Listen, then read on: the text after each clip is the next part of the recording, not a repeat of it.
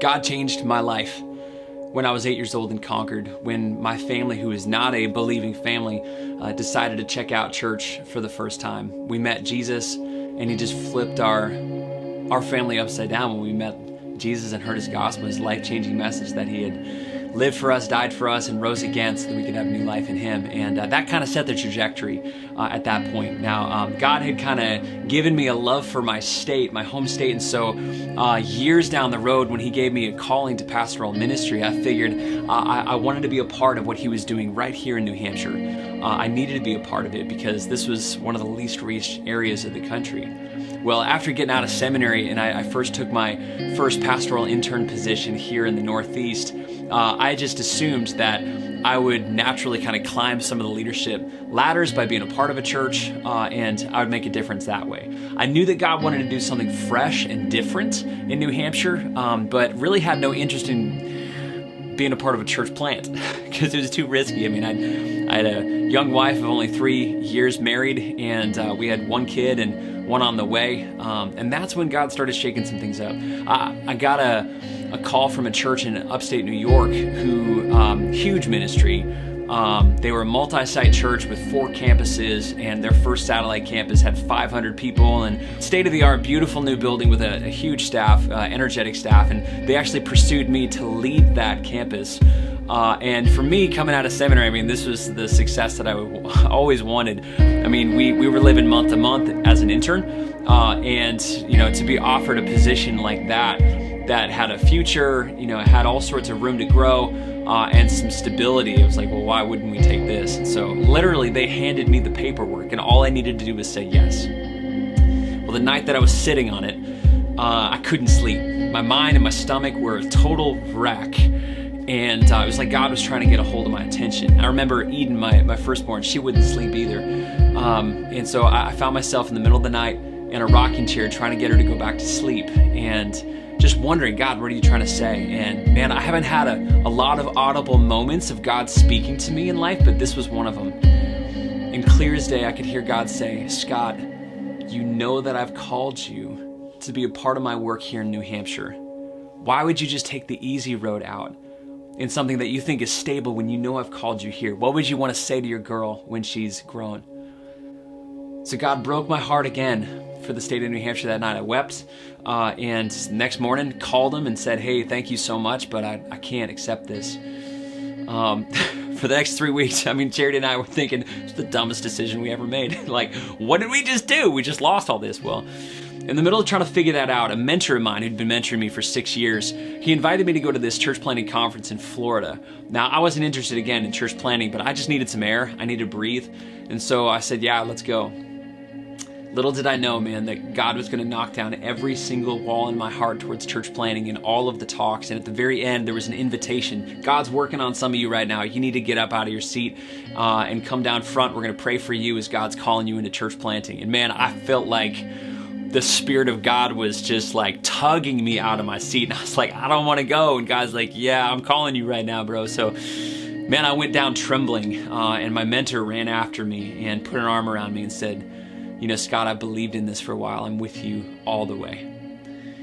Also, I didn't know this, but he was pastoring a church at the time in New Hampshire and then accepted a position, no more than 6 months later, to be the church planting Send City missionary for a national network of church plants to really grow and multiply a strategic set of church plants in the greater Boston area. And so he invited me to be a part of that. That's when Charity and I were like, I think God's asking us right now, we need to be a part of this. And so we said yes to it.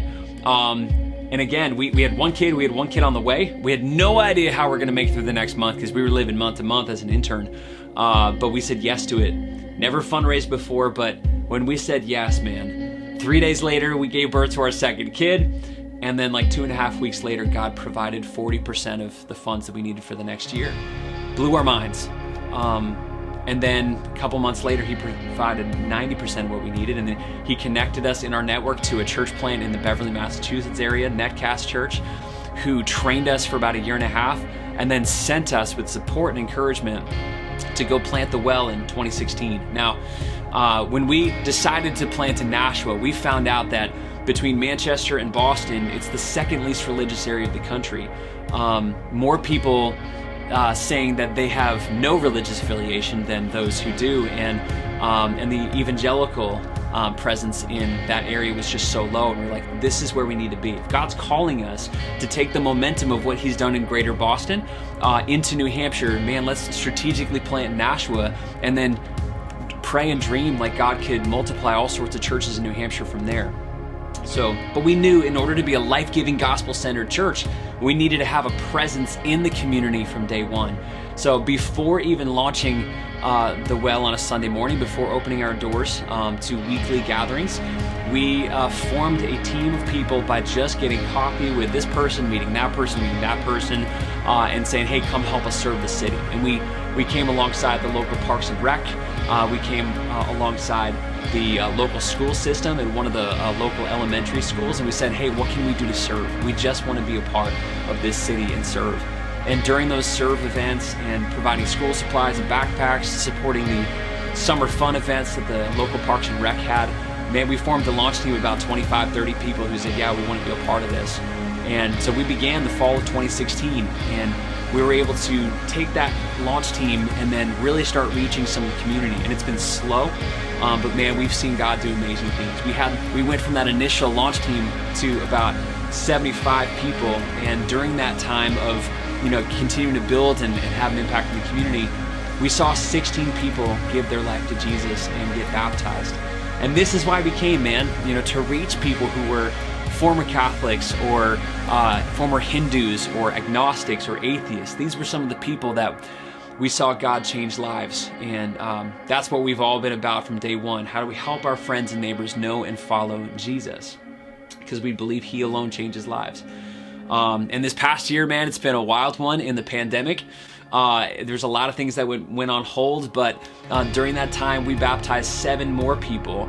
And we've been able to raise all sorts of leaders, and we believe that we're strategically positioned at this point to move forward. Our North American Mission Board Broader Network even recognized us as the church planting catalyst for the state of New Hampshire, meaning that they want us to be the ones to develop and train future church planters. And we are so excited. We've got our first family coming in the fall of 2021 here to do a church plant residency with us for 12 to 18 months, developing, growing, and then with the goal of planting in a brand new area of New Hampshire. And so we're already beginning the multiplication process.